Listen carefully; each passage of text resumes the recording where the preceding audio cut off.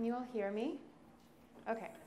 So I wanted to talk about heavy metal poisoning at this conference because lately it has been coming up in every single one of my conversations with my clients. They want to know about heavy metal chelation and what they should do to detox their body from lead, mercury, aluminum. And so I wanted to talk about my experience with it and what I have found that is absolutely dangerous when it comes to chelating heavy metals and what some of the safer options would be. So what I'm going to do is I'm just going to talk you through it very quickly, and the main goal of this is just to prevent you from doing anything dangerous, really.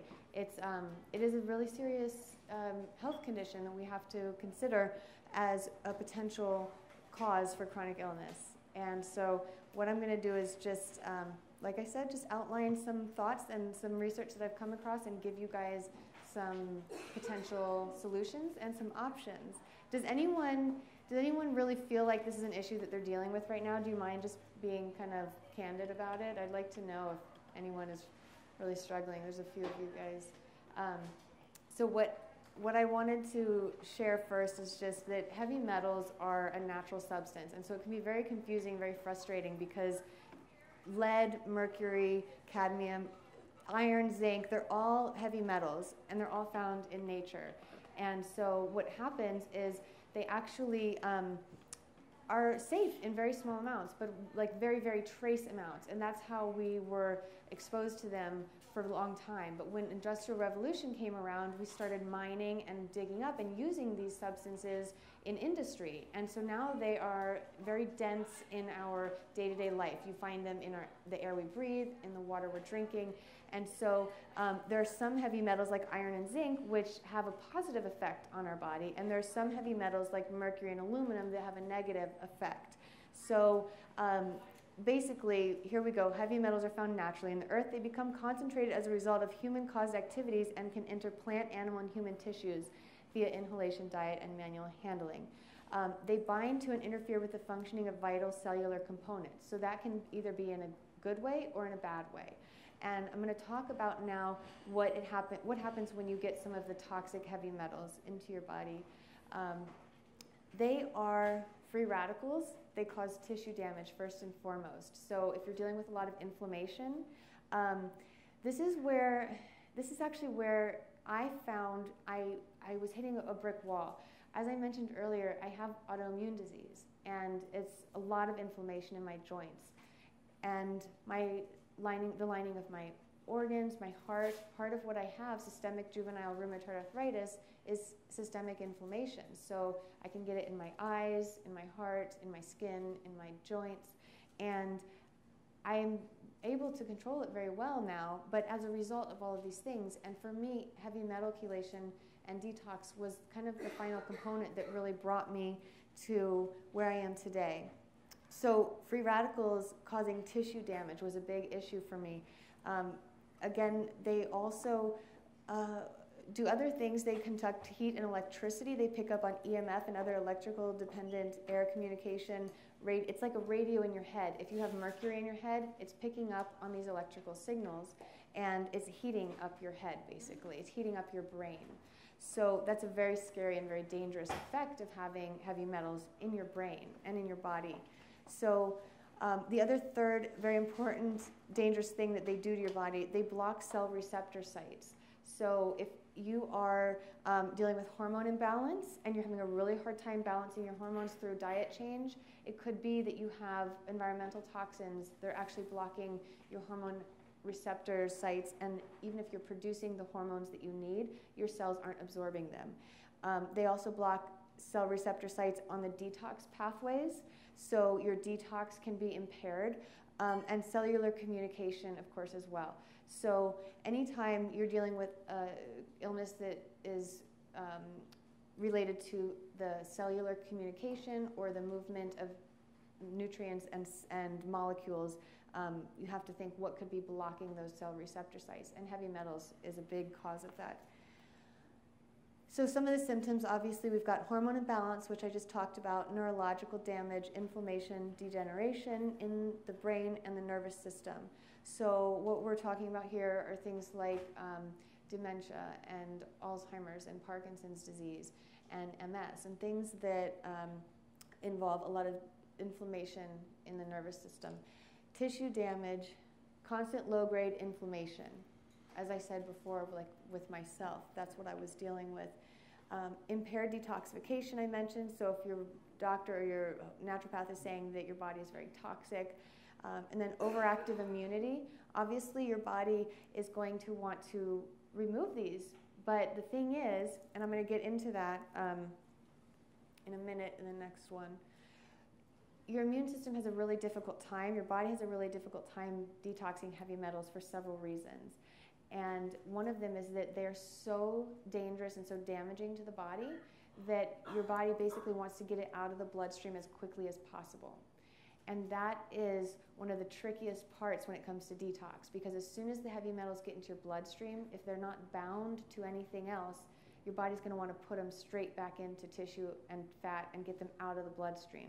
So your immune system is going to be involved with that as well, and you're just going to have an overactive immune response if you're constantly dealing with these toxins in your bloodstream. And then lead in particular is also a cause of miscarriage within the first trimester. So a lot of women, I know a lot of young women, this is a huge epidemic right now, and lead is actually a toxin found in over half of the US tap water supply. So if you are not filtering your shower water or your laundry water or your drinking water or your cooking water, then you're being exposed to lead. And it's in higher than the healthy limit of lead that the US government has set, which we all know is not a very strict limit anyways. So more about lead in a minute, but basically just to make this very clear, and I want this to hit home, these are where you're getting heavy metals from, and so if you think that you're exempt from it, you really aren't. Deodorant has aluminum, toothpaste has aluminum, dental appliances, and we go down and we see, well, that would include the mercury fillings, mining waste, fossil fuel burning, leaded gasoline. If you think that we're over that, we're not, because all the lead from that is still in our environment. It's on the side of the highways. They're very, very polluted with lead from all of the exhaust coming out of the cars for the last several decades. It concentrates in our water because when the rainwater washes off the road, you know, you see all these, like, when it does rain, it washes right into the area where all the lead is on the side of the road and then washes it straight into our water streams and into our water reservoirs. So gasoline is still an issue, leaded gasoline. Pencils also had lead in them for a long time. I know that they don't anymore, but that was obviously something that was an issue and still is. Lead doesn't go away once it gets out into the air and into the water. Paint also used to have lead in it. People are still dealing with lead in their paint in their homes. Toys and other decorative household products from industry, especially in China and other countries where they don't have very strict guidelines on what building materials are used. Fashion industry waste. Actually, the next speaker, Taryn, is going to talk a lot about the fashion industry and healthy fashion. You'll see a little bit of that, but all the dyes and the chemicals that are used is going straight into the water supply. And then, so what happens is actually the smoke that comes out of the factories is full of all these aluminum and mercuries and lead, and they have a filter up there to keep it from getting into the air. But then what do they do with that filter when they clean it? It rushes in, they put it into the water stream, and it goes straight into our water supply.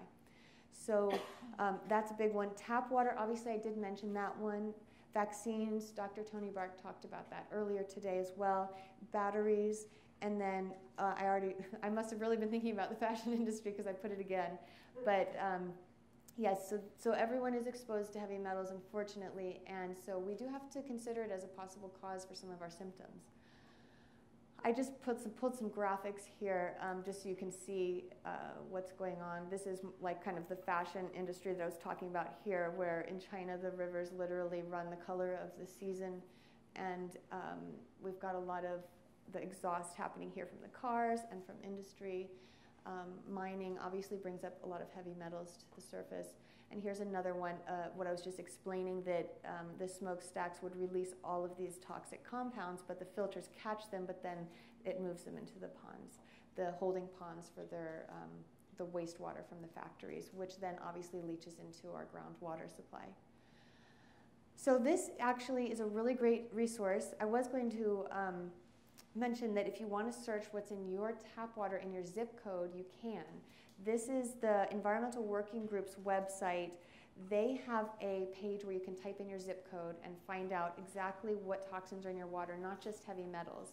So you'll be able to see the tested levels of common chemicals in your tap water and what health risks are associated with each chemical. So you can even click on the chemical and it'll take you to a page that lists out what that causes in your body. It's really startling and it's really enlightening. So I wrote a blog post actually on some healthy water options on the Take Back Your Health website. So I'll probably post that to Facebook a few more times if you're following, and you can shoot us an email if you're really interested in learning more about that. Okay, so let's talk about how they leave the body, because that is what this talk is really about.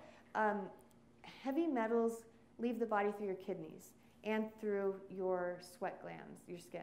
So they do leave naturally on their own, but unfortunately we just have such a large amount coming into our body that our bodies aren't prepared to handle the detox that we need to get it back down to a safe level quickly enough. So it is building up in our body, and again, like I said, it's really difficult for the body to detox through the kidneys because that involves going through the bloodstream. So it will detox through the sweat glands, and it doesn't have to go through the bloodstream to get out, but if you're going through the kidneys, you do. So what's happening is you are able to sweat. So you want to keep doing the sweating. That's one of the safest methods to detox from heavy metals. And I was actually just talking to Brian from Sauna Space over there about this, and we're going to do some more, I'm going to do some blog posts and interview him about it, but they test what the sweat actually, he has research on what comes out in people's sweats when they are in the sauna, and we're going to look at that. I'm really curious. But so sweating naturally, and then chelation. This is the method that I want to really clear up for you guys, because it can be very dangerous or it can be very positive and helpful. Chelation is when you are binding to toxic metal ions to form complex structures which are easily excreted from the body, removing them from intracellular and extracellular spaces. So intracellular would be heavy metals that are inside a cell, and extracellular would be heavy metals that are in the spaces, in the fluid between your cells. So chelation, actually, this might clear it up why we use this crazy word for it, but chele is, where is it? It means the claw of a lobster, the word chele there. So you're clinging onto. So this chelating agent or an antioxidant will actually grab onto the heavy metal and turn it into a different molecule, bind with it so your body doesn't recognize it. It can't damage your body the same way that it can when it's on its own in the bloodstream. So it turns it into an inert molecule so that your body can safely get it out through the kidneys. Some natural, chelators are found in foods and herbs, but there are some man-made antioxidant chelating agents, and the names are very difficult to pronounce. I've written them on a future slide, but the abbreviations are DMSA, DMPS, EDTA, and ALA, which you guys may recognize as alpha-lipoic acid. So some of the dangers, let's talk about the dangers with chelation. Chlorella and cilantro have been talked about as aiding in heavy metal detoxification.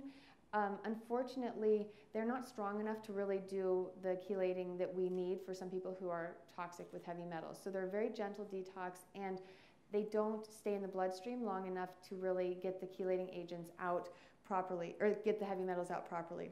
So before I go through this, let me say one thing about the way that chelating agents work so that you understand why it can be so dangerous. Chelating agents they break down. Anything you put in your body, any molecule, any antioxidant, it breaks down after a time. It disintegrates. Things disintegrate when they're in liquid. So, and when they're surrounded by the enzymes in our body. So our food is breaking down, our vitamins and minerals, we're all constantly breaking it down to the bare minimum molecule that we can use. So when you put a chelating agent in your body will break it down, and it will not stay in its whole intact form for longer than a certain number of hours. So what's happening is ALA, DMPS, DMSA, EDTA, all those ones that I mentioned, they're going into your bloodstream if you take them, but they have a half-life of anywhere between 3 to 6 hours or 3 to 8 hours, depending on the one that you're using. So what that means is you're putting something into your bloodstream, but it's not going to be effective for longer than 3 to 8 hours.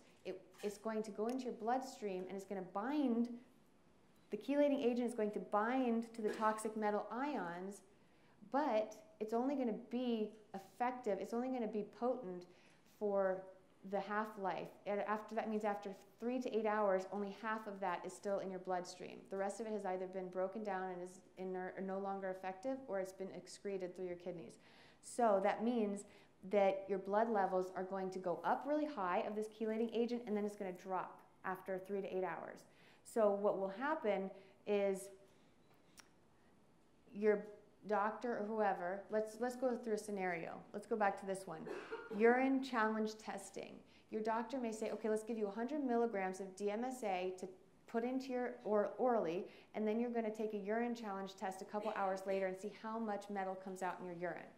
So that sounds great, right? Because you want to see how much metal you could potentially be pulling out of your body, how much is in there.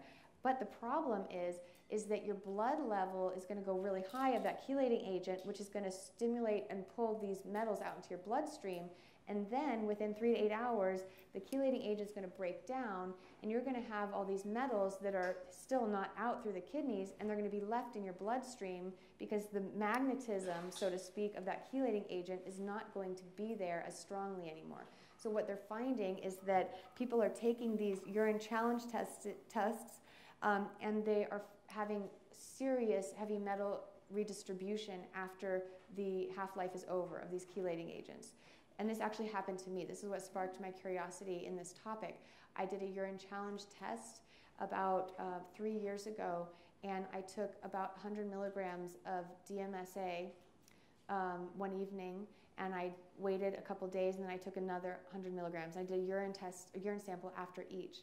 And what happened was within 2 or 3 days, I was actually visiting my sister in Boston, and she lived in a basement apartment at the time.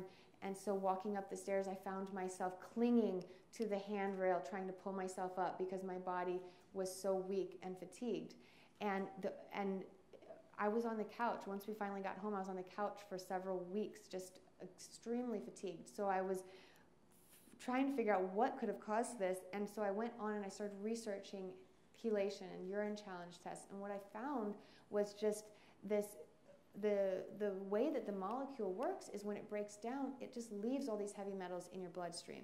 So you're going to have redistribution and all the damage that's associated with that.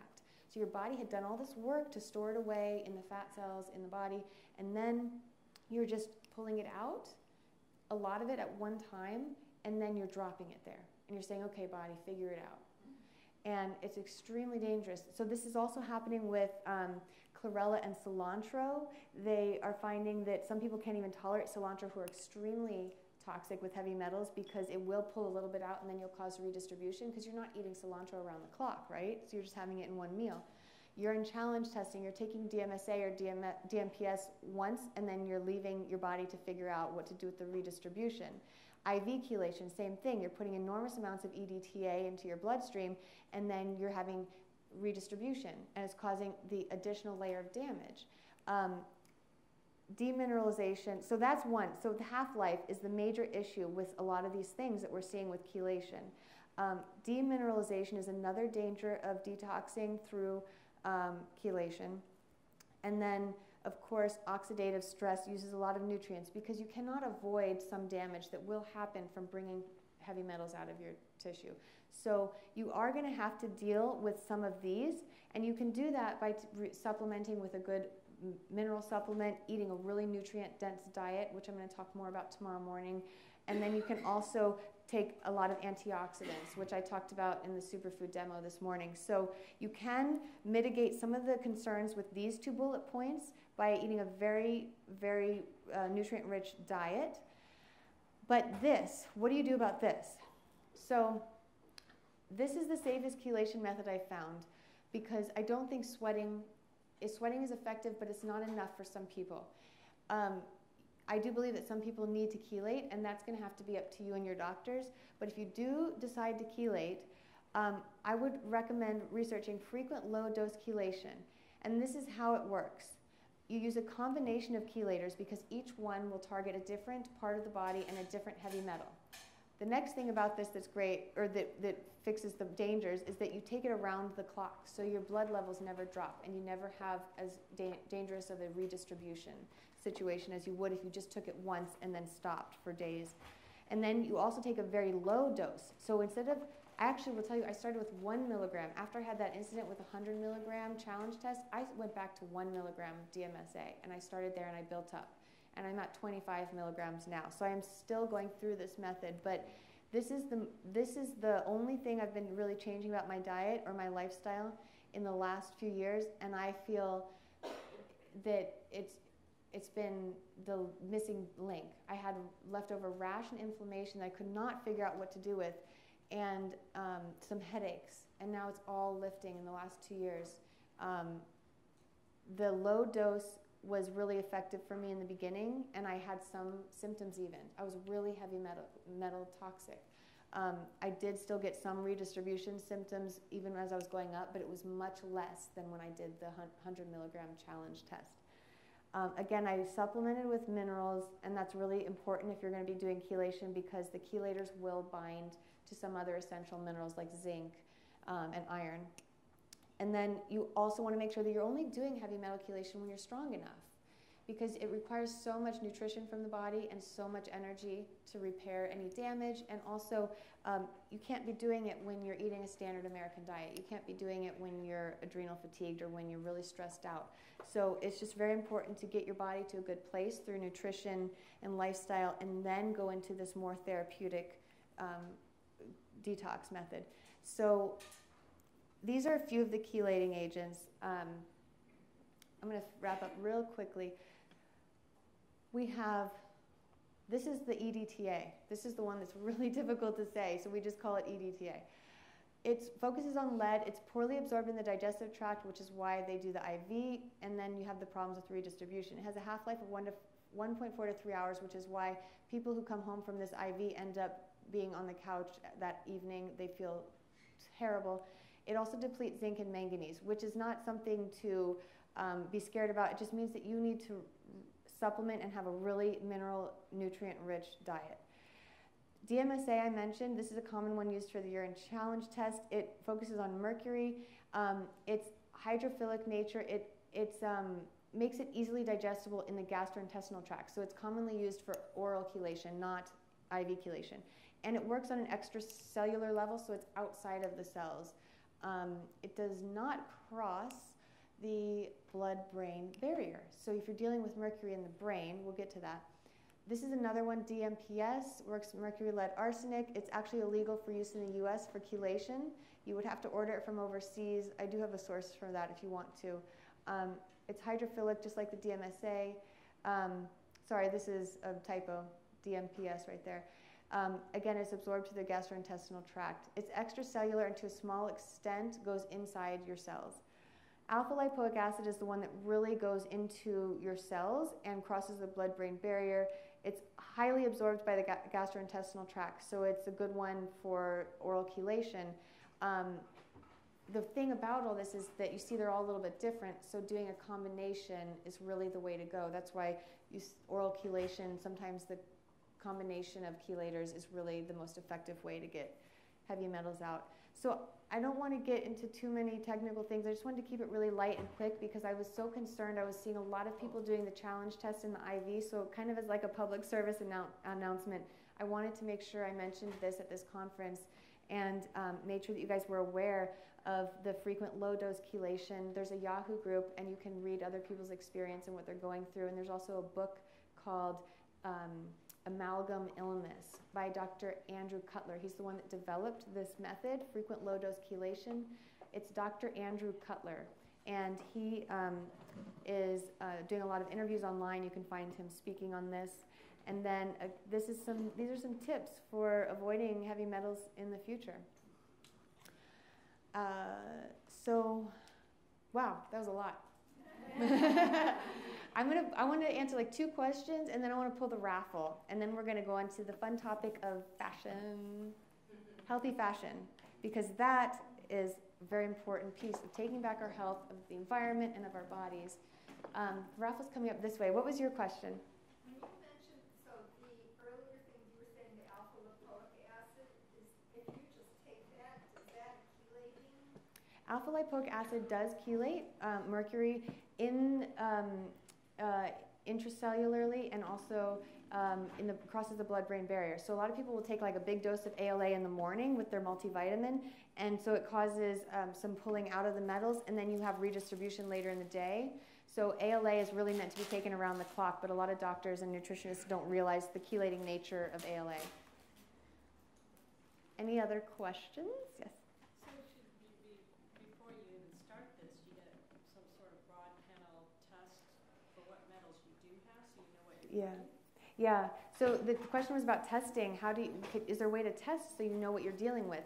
And unfortunately, as I mentioned, a lot of the testing is dangerous, and it does cause the symptoms. So for me, I knew when I had that basically like on the couch for several weeks afterwards, I knew that was a sign that I was heavy metal toxic. That's generally what happens to people. So I took the urine challenge test, and so I did get results, and I saw that I was high in lead, mercury, and cadmium.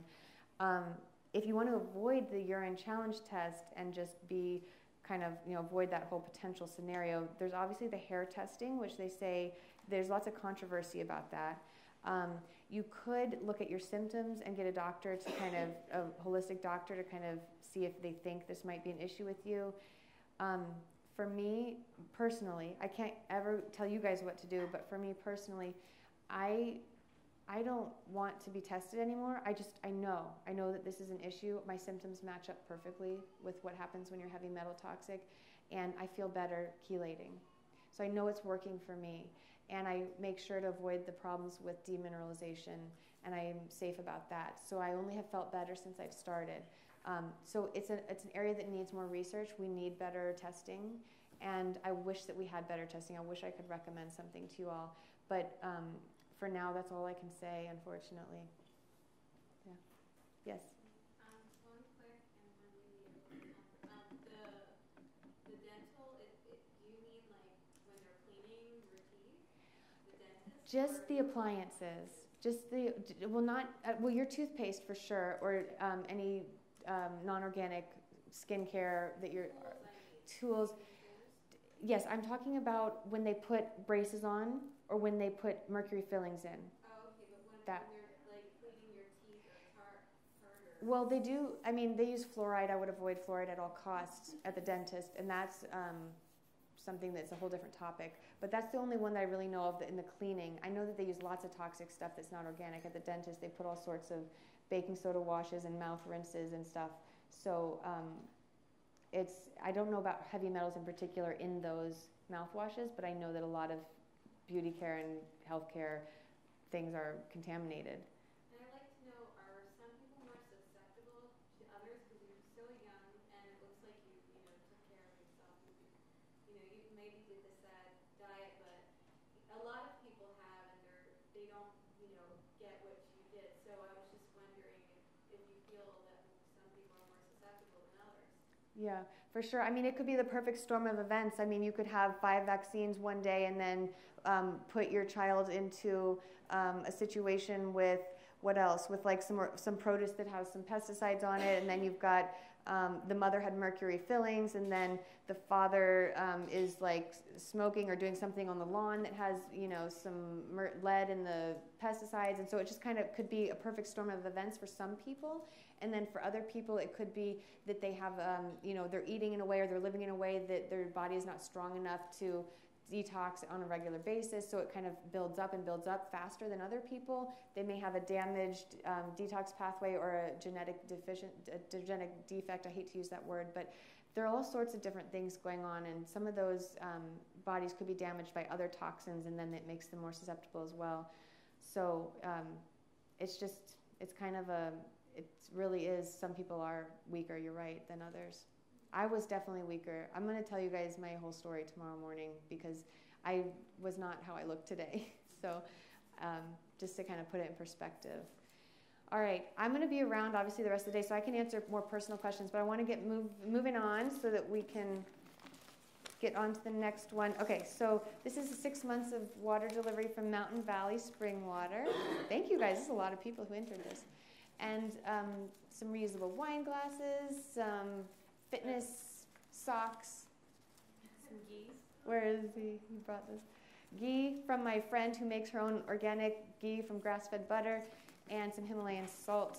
Okay. 805-3037. The back it says Dexy. Oh, yoo-hoo, yay! We have a winner. Awesome, wonderful. Okay, so I'm gonna get out of this and then bring up one of my dearest friends, Taryn Hipwell. She's founder of Eco Divas TV, which is actually kind of transforming right now into a very exciting project, which she's going to tell you all about. She is an expert in sustainable fashion, and she has been on this path for almost 2 decades now, I believe. She's lecturing at FIDM and many universities across the country. And Taryn, welcome. Give her a round of applause, please.